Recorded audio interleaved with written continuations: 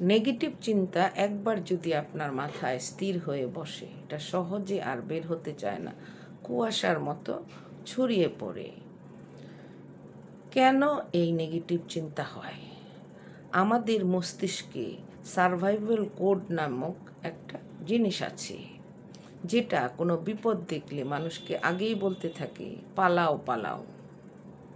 কিন্তু কথা হলো, একটা সময় বাঘ ভাল্লুকের ভয় ছিল, আমরা ভয়ে বাঘ দেখলে পালাতাম।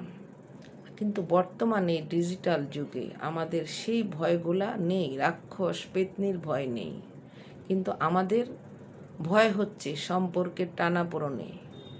আমার বাচ্চা কিংবা আমি পরীক্ষায় ফার্স্ট হতে পারবো কি না সেটা নিয়ে ভয়, আমি ভালো স্কুলে পড়তে পারবো কি না, আমি চাকরির পরীক্ষা দিতে গেলে সেটাতে অবশ্যই জয় লাভ করব কি না, এই ধরনের ভয় থাকে। এই ভয়গুলা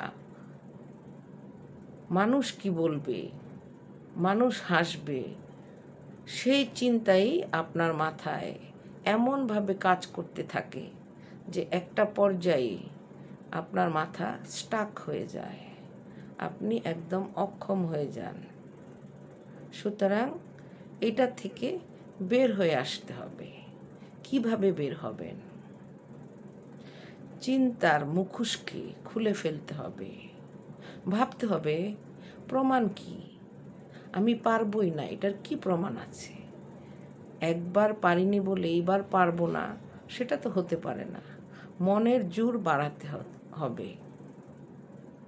একবার ব্যর্থ হয়েছি তো কি হয়েছে, সাফল্য এবার আমার হবেই। মাথায় যত নেগেটিভ চিন্তা ঘুরপাক খাবে সেগুলোকে খাতায় লিখতে থাকুন, বারবার লিখুন। বারবার লিখতে থাকলে দেখবেন আস্তে আস্তে চিন্তাগুলো মস্তিষ্ক থেকে সরে অন্যদিকে চলে যাচ্ছে। নেগেটিভ চিন্তা দূর করতে গেলে চুপচাপ স্টাক হয়ে বসে থাকলে চলবে না, শরীরকে একটু নাড়াচাড়া করতে হবে, হালকা ব্যায়াম করতে হবে, ঘাম ঝরাতে হবে। মনে রাখবেন, নেগেটিভ চিন্তা স্থির জলে জন্মায়, আবার চলাফেরা করলে গতির মধ্যে ওটা শেষ হয়ে যায়।